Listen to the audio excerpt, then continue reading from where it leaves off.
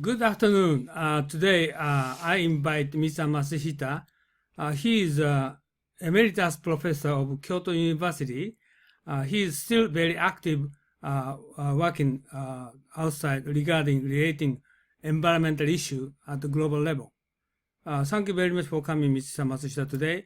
By the way, he today is talking about Paris Agreement Accord, but also he has some recommendation or opinion he has. So today he's going to ask him his opinion and what is the general issues, what he has. Okay?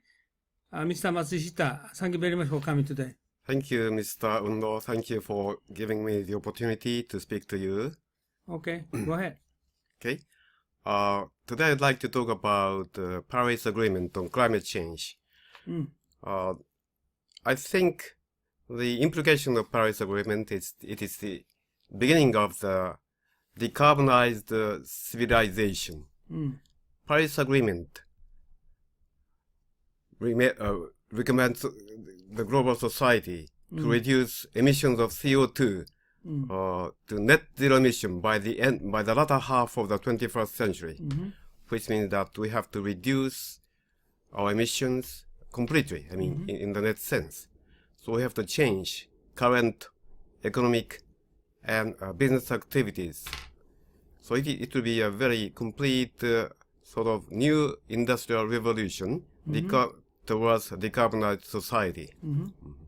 By the way, you have been overseas many times every year, right? So recently, what kind of event did you attend?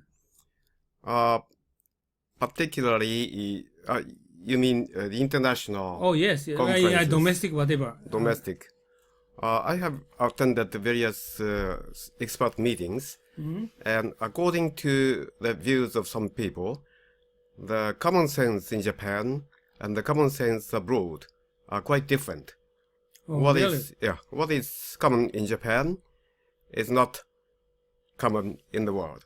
For example, I see. Japanese people believe that Japanese energy efficiency is still the world top runner.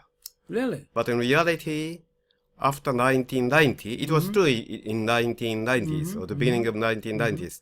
But currently, Japanese energy efficiency and CO2 emission efficiency has been caught up by various European countries, including Switzerland, UK, Germany.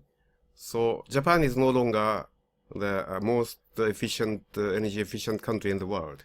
Oh, really? It's interesting. Really, I thought Japan is very ahead of kind of energy efficiency and performances. But actually, you said not so good, right?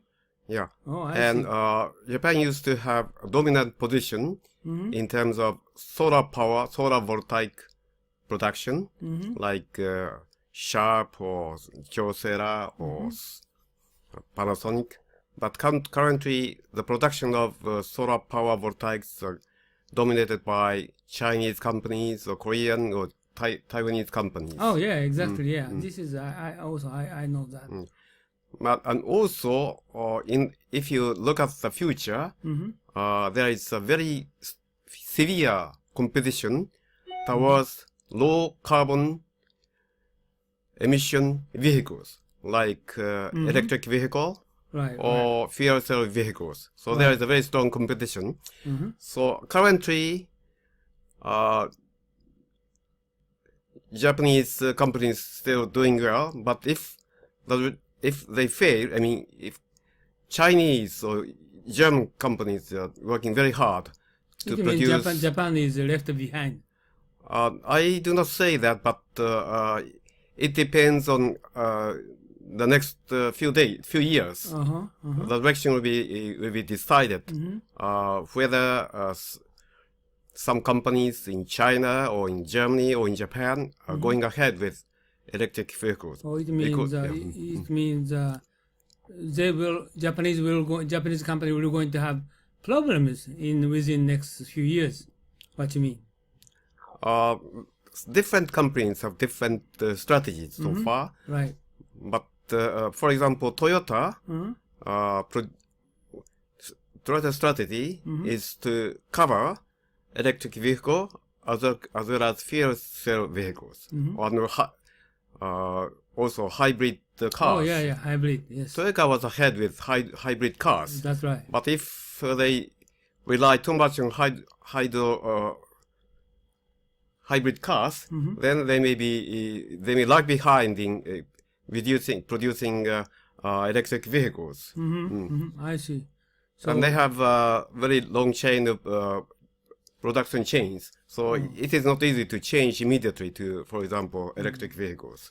my observation for Toyota that they make an investment for EV and hybrid, but still combustion engines. Yeah. So they split the 3 investment compared with European car or some other advanced car manufacturer. They currently already focused on EV only. How do you think about it? Or they still try to go ahead with the fuel cell vehicles. European Toyota car? is the front runner of fuel cell vehicles, but they have divided their resources into different fronts. My observation is I think Japanese company like to make investment for split advanced technology and current technology and old technology, but traditionally, technology. That's the reason why they are gradually, behind the European car manufacturing company. I thought, how do you think? Is this not correct? It depends on the policies of the country.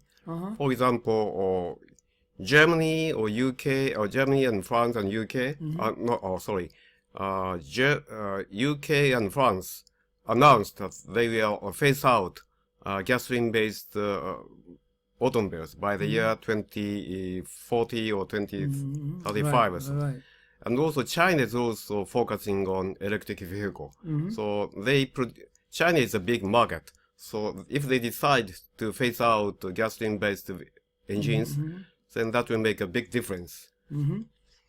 So, so Japanese company, manufacturing companies, their competitive situation, how's it going on? We will see. It is still the very tough competition is now going on. Okay, go ahead. Yeah.